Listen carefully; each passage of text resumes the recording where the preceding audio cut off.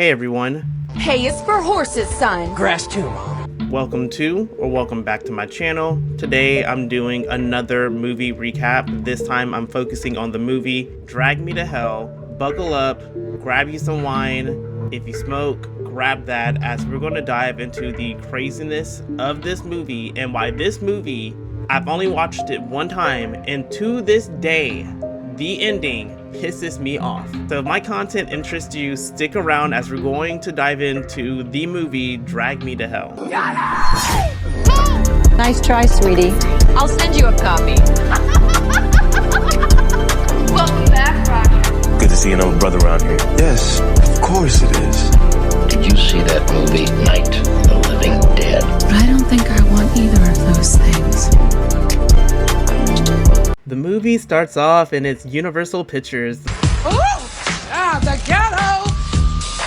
My God, why did no one tell me this is going to be a Universal movie? So please, Universal, if you see this, please let me get this video up so I don't have to do another hard edit on a video like I did with The People Under These Stairs. Thank you.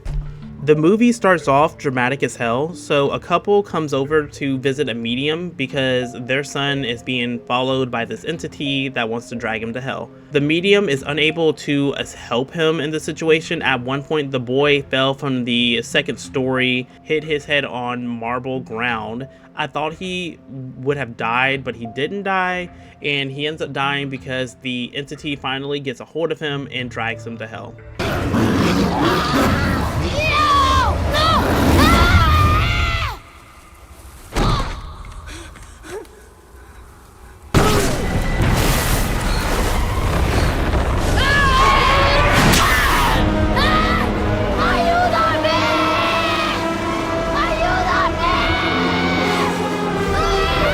Now, the movie cuts over to the main protagonist within the movie. Her name is Christine. She's having morning affirmations.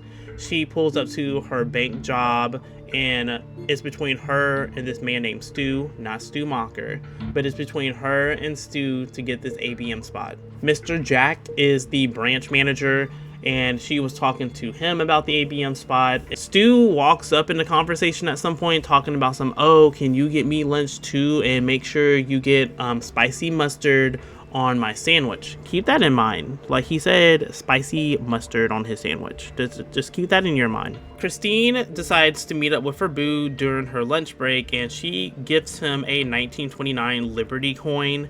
And he was talking about how rare it is and all that stuff, and Christine is about to leave, but before she leaves, her boyfriend ends up getting a phone call from his mom, and he's telling her about Christine and how great she is, but the mom disapproves of it because she views her as just a farm girl. Obviously, this hurts Christine's feelings, and his mom is introduced later on in the movie. Right now, she's just talking outside of her neck, talking about how he shouldn't be with her, and this other girl that he knew has graduated, and she's an attorney now, and she got big things going for herself. Dr. Dalton. Hello, dear. Oh, hi, Mom. What are you doing? Christine just came over, brought some lunch, and I'm correcting some papers. Oh, the one from the farm? Yeah, Mom, the girl I've been dating for almost a year. Can't really I do the understand Amy expectations. Kulik is looking for someone to play tennis with. Yeah. You know she graduated from Yale Law with honors, and she's a very successful attorney now. I know, you told me. Yeah, that's the kind of girl I would love to see you with. Girl, bye. The movie cuts over with Christine returning back to the bank, and she has Stu's and Mr. Jack's lunch. Stu in the break room talking about I said no mayo. Y'all remember how I told you, remember the little portion about him saying that he wanted spicy spicy mustard on it, and now all of a sudden he's saying, oh, you got my order wrong. I asked for no mayo. Christine, you messed up my order. No, I didn't. Yeah, I said no mayo. You mind picking one up for me? Thanks. And spicy mustard. But what I said was true. Log out, bitch. You done. Next. Whatever, that's fine. Next. I don't care. You a damn lie. You just showing out in front of Mr. Jax, because after this scene, it cuts over to Christine witnessing him giving Mr. Jack some baseball tickets, I believe. and he is bribing him to get this assistant manager position. However, she's distracted by that, not realizing that this older woman is sitting in front of her. Her name is Ganesh, and she wants a loan extension on her home that she's had for over 30 years. However, she's already had 2 extensions already, and she doesn't want to lose the house. She just wants some time to get some money so she can get caught up with her payment. Completely understandable. But when it comes to mortgage loans, they're a little bit more strict. It's like you miss a couple of your car payments, what are they going to do? They're going to come out to your house or to your job or wherever you are, and they're going to take the car away.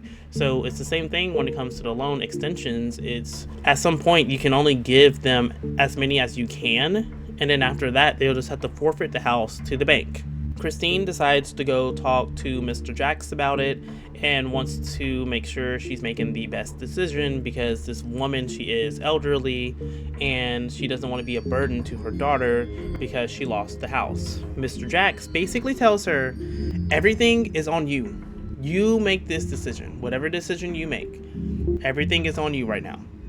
Christine is talking about, okay, I'll make the right decision. I know what I want to do. She wants that ABM spot, y'all. She wants to be an assistant branch manager so bad. So she thinks by her telling Miss Ganesh that the loan extension was denied, she will get that ABM spot. And you would do it too for a check. I was an employee. And I completely understand her mindset, because honestly, I don't think she would have gotten the position if she would have gave her the loan extension anyway. Because for Mr. Jack, I feel like he would have viewed it as, you are not capable of having difficult conversations with customers. Therefore, how are you going to handle your role as an assistant branch manager? That's how I viewed it. Miss Ganesh ends up having a whole mental breakdown. Nobody is seeing it at first, and she's like grabbing hold of Christine's skirt, begging her to not let her lose her house. She's been in that house for 30 years. That's her home. She has nowhere to go. Christine pushes her off of her, and everybody's watching at this point. I'm sorry, Mrs. Ganesh, but another extension on the loan is out of the question. What? I would like to help, but it is in the bank's... No, please. This is my home. Where will I live? But now, I beg for you. I humble Ganesh, myself Mrs. before Ganesh, you. please I, stand Sylvia Ganesh, beg on my mother's grave. I beg you. Please let go. Let go! Security! Stop! Over here, Billy. Over here. And honestly, her crash out after this scene is completely understandable. But also, I'm like, you should have just accepted the fact that you'll lose the house, because the bank can only grant you 2 loan extensions on your mortgage. But this movie's called Drag Me to Hell, so obviously option 2 did not happen. Before being escorted out of the building by security, she tries to attack Christine, but ultimately fails. Christine ends up having a conversation with Mr. Jax later, and they are talking about the McPherson loan and how that's the biggest deal that they're currently working on, and they have been struggling to close a deal with them. However, Stu is also listening to the conversation, so I automatically knew there's going to be a subplot in here about Stu getting his hands on Christine's work for that loan. Christine's going to her car by herself in the garage. She shouldn't have been doing that by herself, in my opinion. You should be walking with somebody to your car after hours. Don't care if you are a woman or a man. People are crazy. And this here proves it. So she ends up getting in her car. She gets attacked in her car by Miss Ganesh. I believe she was like ripping her earrings, grabbing her hair. Christine's over here trying to drive the car, and she ends up hitting the car onto another car.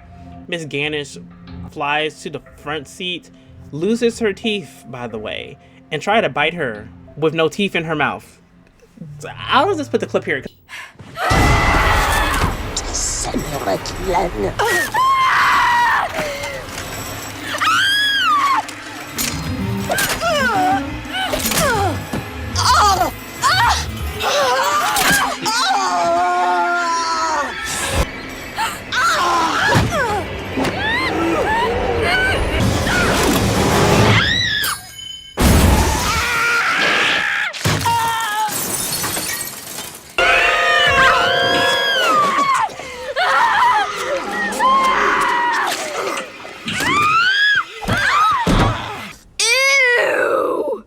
Ganesh was finally kicked out of the car and Christine locked all of the doors.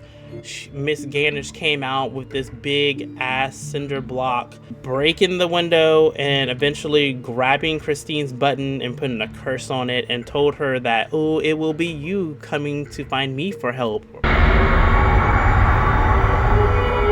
Soon it will be you who comes begging to me. Now the movie focuses on Christine being questioned by the cops about the whole situation. Eventually, her and her man are hanging out. He's telling her that what happened is not her fault. It's not her fault that the lady could not pay her mortgage and the house had to be forfeited to the bank. During the same time, the leaves are blowing on the sidewalk and the wind is pushing her to go into this psychic reading building. And her man talking about some, oh no, we not going in there. I don't believe in this stuff. Could you imagine my students catching me in here? He's a big, like, I don't know. I have mixed emotions about her boyfriend, but that's a whole different topic for a different day. The psychic reads her fortune, not even her fortune. The psychic like basically reads her to figure out what is going on, telling her that he see a dark spirit and confirms that she is currently cursed. And the way that he was able to confirm it is like, oh, you lost something earlier. And she's like, no, I have everything. He's like, yeah, it's like something of yours is like gone. I don't even think he said like a button. He just like mentioned something. And she's like, oh, the old lady, she took my button. But something's been taken from you. No. A button. Yes. Well, anyone can see she's missing a button, so Why? It was really strange. The old woman today, she took a button from my sleeve. why would she do that? Dude, well, please just be quiet.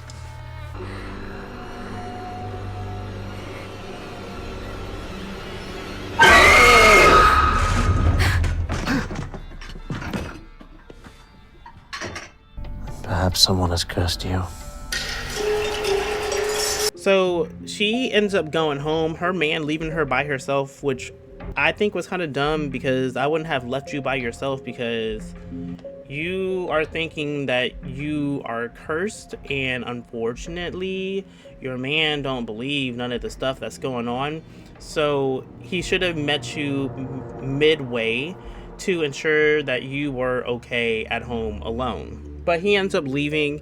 She's hearing noises in her house. There's a windstorm happening, lights going in and out, and the entity is walking and she sees the shadow in the moonlight. She ends up freaking out. The entity attacks her, right? And her boyfriend comes back over and he asks her like what happened. She tells him what happens. He ends up calling a doctor, I believe, and the doctor was like, oh, this is all symptoms of paranoia. And this is common for victims who had something violently happen to them. I'm guessing the boyfriend decided to spend the night because he was up in her bed that night, and it was all a dream because a fly flew up her nose, got into her mouth. The old woman ended up like appearing out of nowhere and ends up vomiting all over her mouth. It was absolutely disgusting. And she wakes up and it's all a dream.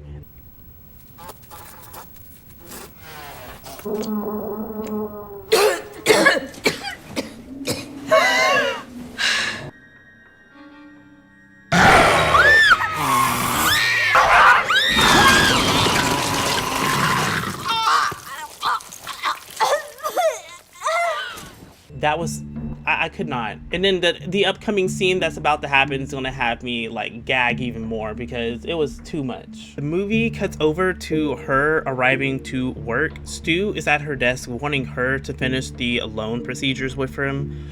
She's basically telling him like, no, I don't have time to do it today. Maybe catch me at another time, which is weird because why do I need to teach you the loan procedures and you are also applying to be an assistant branch manager? Shouldn't you already know those details before you try to become an assistant branch manager? Make it make sense.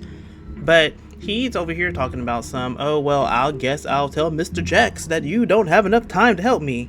And she caves in and helps him anyway. And as she's helping him, he's like tapping on her desk. I feel like he did that shit on purpose to traumatize her because she got re-traumatized thinking that the hand looked like Miss Ganesh from earlier. And she ends up snapping and telling him to leave her alone. He leaves. Mr. Jax ends up coming over at some point. I don't remember the reason why, but She answers the phone. It's like so much is about to happen. She answers the phone, and next thing you know, she's having a nosebleed. I thought I was watching an anime because she was nosebleeding like she saw some anime boobs, and she over here bleeding all over Mr. Jax. Like his whole outfit is just turning red in that little white button-down shirt that he has. And in the midst of all of that happening, she flees the scene because she's obviously embarrassed about everything that's happened. Sure. Can you hold? Let me help you. No, I've got it under control. Oh my god! Oh my god! Oh god! Oh my god! Stop it! But Stu ends up taking her McPherson paperwork with the loan. After that embarrassing nosebleed, she decides to go visit Miss Ganesh. When she gets to the house, the granddaughter is the one that answers the door and let her in, but she also let her know that her grandmother told her about her and that she will be showing up at some point asking for help. She was right, but unfortunately Miss Ganesh has passed away, so she left you with this curse and now she's dead. So you better go back to that psychic and talk to him to figure out what's happening. And this scene was so disgusting because whatever's holding up the coffin, it breaks, and then Miss Ganesh falls on her and like pukes up this liquid all over her mouth. Like, can this girl catch a break in this movie?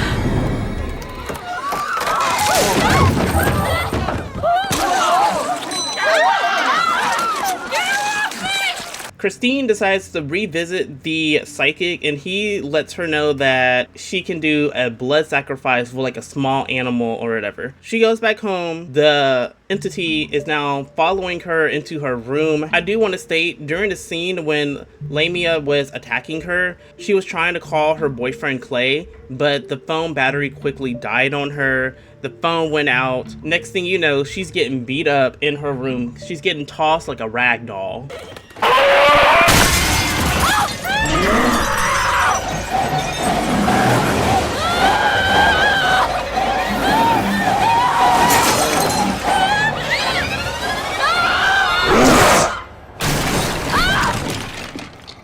And she makes the ultimate decision to kill the kitten and have that as a sacrifice.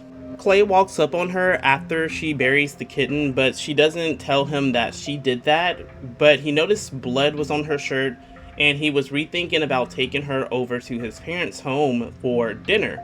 She states that it's perfectly fine. She's capable of coming over. She's in the correct mindset. She can go meet his parents.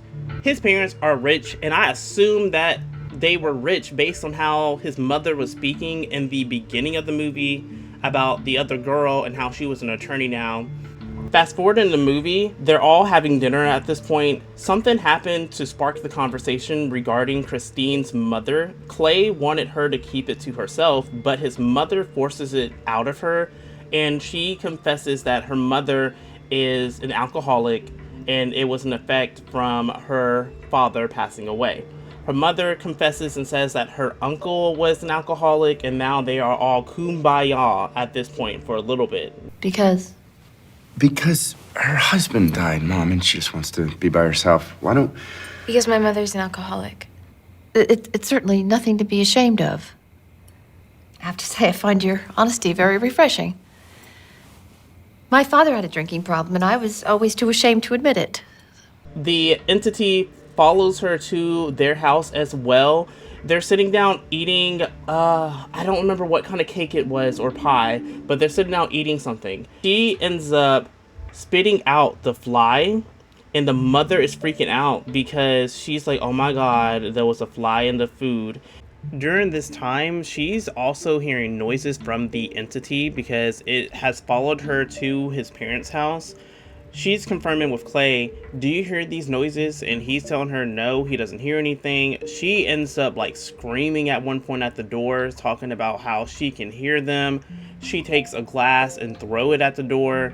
And at this point, she realized what she did was a mistake. And she's telling the family like, I should leave. And his mother's like, yeah, you should go. Christine leaves and Clay is running after her, but then his mother was telling him about let her go. She's crazy. Completely understand that, because I mean, as a parent, if I saw that, I'm like...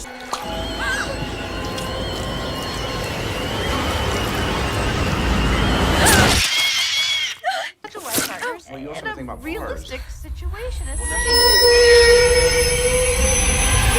Water? Maybe have some. Went down the wrong pipe.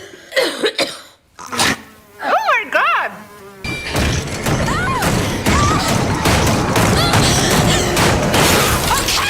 I hear you! Leave me alone! Just leave me the hell alone!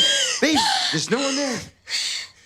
This is so humiliating! Son, what the hell did you get yourself into? Christine runs back to the psychic. She's mad at him. She's saying that she has done everything that she's supposed to do and the entity is still coming after her.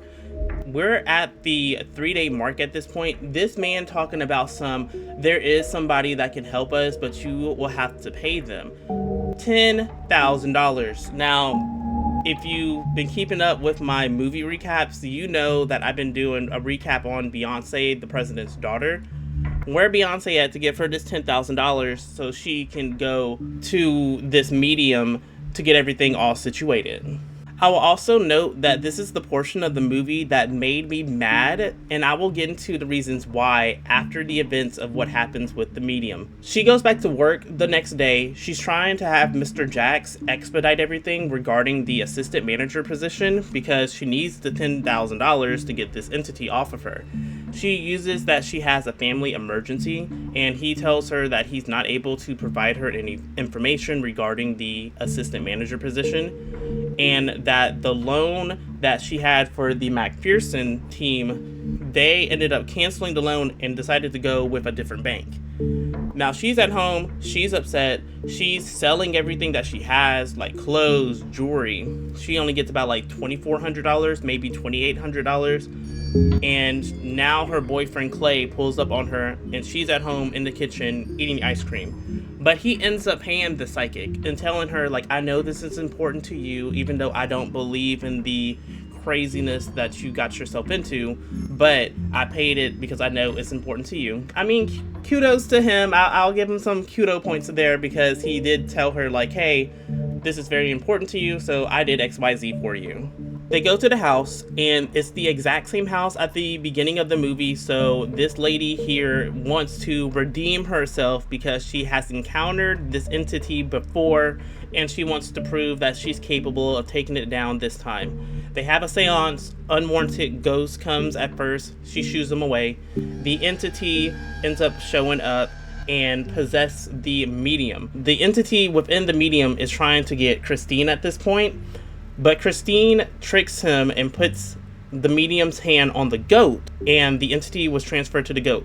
The whole purpose of the seance was to get the entity inside of the goat, and then they will kill the goat, therefore killing the entity. So we got 4 characters in the scene: Christine, the psychic, and the medium. And then there's the additional character in this scene, and he's the one that's supposed to kill the goat. He tries to hit the goat with the machete. The goat moves out the way. The machete ends up cutting the rope holding the goat. The entity ends up possessing him instead. At some point, there was like a scene where he was dancing like Cindy from Scary Movie.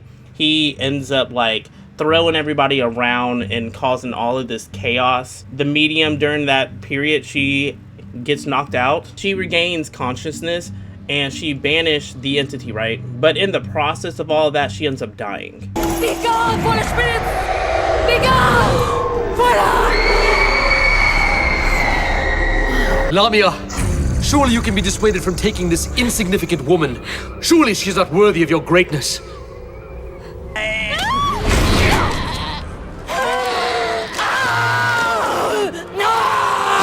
Face me, you black-hearted whore!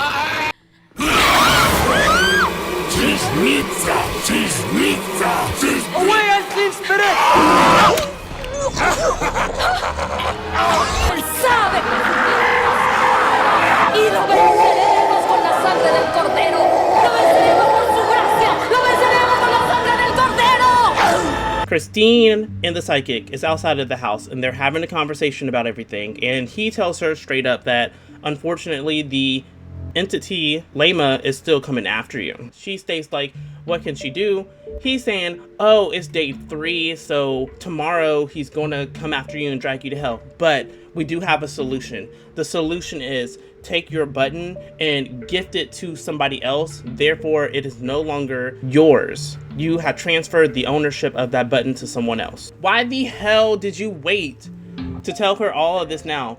Like, I get it, the medium wanted to redeem herself, I guess, with the entity because she failed with it in the past, but all of this is happening within 3 days. You've been doing research within these 3 days, and now you decided to tell her straight up, oh, all of this could have been avoided if you would have just gifted the button to someone else. You should have started off the conversation like that instead of being like, oh, we can go to the medium, but you need $10,000. Who got $10,000 laying around to pay to a medium and you don't even know if the seance is going to work? You should have just said straight up, gift that button to somebody else. However, if he would have told her that she can gift this button to anybody and the entity would leave her alone, we would not have this hour-and-a-half movie. This movie would only be about 30 minutes. Her and Clay are currently going to her house. The very next day, they are going on vacation, I believe. She tells him to don't worry about picking her up in the morning because she needs something to do and she'll just meet him at the station. As they're driving, he ends up making a very abrupt stop because this man was walking in front of the car and he was telling her, not Clay, but he was telling her that she was going to hell. After that incident, she realizes that she has dropped the envelope with the button in it and she's scrambling on the floor trying to find it. She gets the envelope and she goes in her house.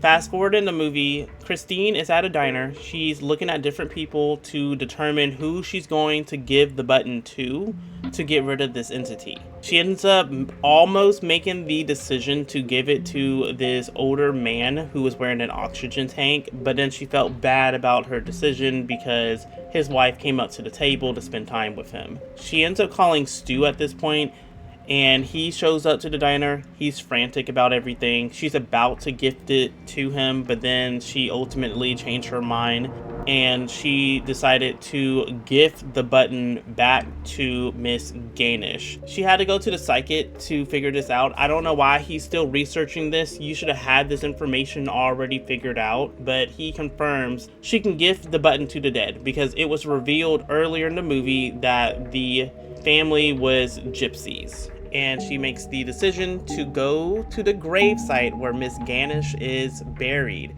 digs her up, which is disrespectful, but digs her up and gifts her the button. Miss Gainish is dead, but she is still fighting. She pulling this girl's hair. When it starts to flood in the gravesite, she's even popping out and like, it looks like she's trying to grab her from behind. However, Christine comes on top. She gets out of the gravesite and she successfully transferred this button to Miss Gainish.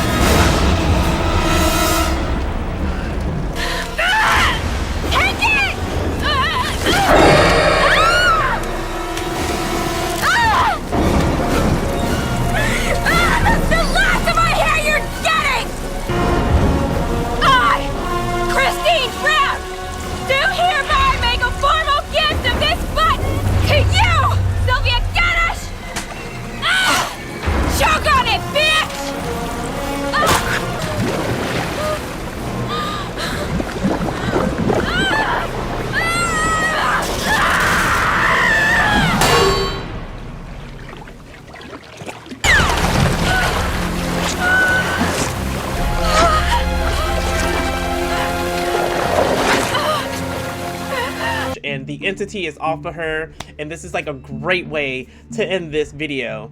This is a little extra. I'm just kidding, that's not what happened. Unfortunately, the shenanigans continued after she just went through all of this mental, emotional, and physical gymnastics with everything that's currently going on. So the next day, Mr. Jax ends up calling her, but she missed the call. But he lets her know that she now has the assistant manager position because Stu's story wasn't making any sense because they lost the loan to another bank. And it was revealed that Stu gave her loan information to the other bank in order for them to close the deal. Fast forward a little bit, she's going to the train station, she's happy as hell.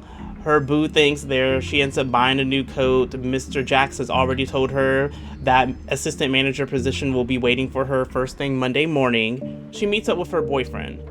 Her boyfriend ends up telling her, oh, I think you got our envelopes mixed up because I actually have your button and I think you have my 1929 Liberty Silver coin. Why did you wait until now to say something? You should have called her on the phone. Or even if she didn't answer, you should have called her on the phone. If she didn't answer, leave a voicemail and let her know. Or send a text message and let her know. She went through all of those crazy shenanigans to later find out she didn't even do what she needed to do, and the entity is still after her. Honestly, if I was in her shoes, the first thing that I would have done was either do a formal gift to the boyfriend with the button or quickly find somebody at that train station to give that button to, because they never said what time the entity is going to get her. They just said that after day 3, it's going to come after her. Unfortunately, she freaks out and falls on the tracks with a train coming at her at full speed, but she ends up getting dragged to hell, with Clay watching, knowing that he can't do nothing to help her. Clay. Hey, oh man, buddy. God, I'm so glad you're here. And there's something else, something that I couldn't admit to before. I could have given Mrs. Ganesh another extension on her loan, but I didn't. It was my decision. It was wrong with me. Do you like my new coat? I do, I really do. What happened to the old one, though? I threw it out. I never want to see it again. Oh, no. Oh, that's too bad, because look what I found. I found this in the car. I thought maybe you could, I thought maybe you could sew back up. Oh my God! Hey, hey, hey! Hey, hey, hey! Stop! Chris! Oh, God! Hey!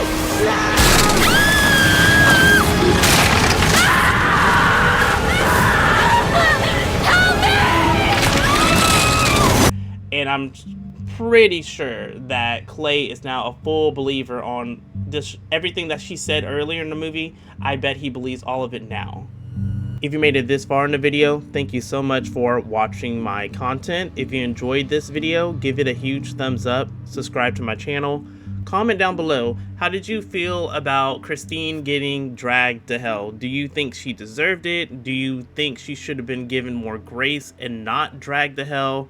I feel like she should not have been dragged to hell, because at the end of the day, I believe anybody who was in Christine's shoes at that time would have made the same decision. Yes, I did that. And you would do it too for a check. I was an employee. And I was going to get Employee of the Month. And that's on period. Regarding the loan extension in order for them to get that position at work. I still stand by saying that if Christine would have given that woman the loan extension, she would not have been given the assistant manager position, because Mr. Jax will believe that she's not capable of having difficult conversations with customers. Some people may disagree with that and believe that her kindness would have gotten her out of the situation, because she did reveal at the end that she ultimately had the decision to determine whether or not she can give her the loan extension. But still, I feel like she didn't deserve to be dragged to hell. I get it. It is a selfish thing that she did. I see both sides, but I ultimately choose the side stating that she did not deserve to be dragged to hell. You gotta do what you gotta do. Again, thank you so much for watching my video, and I'll see you next time. This is a little extra.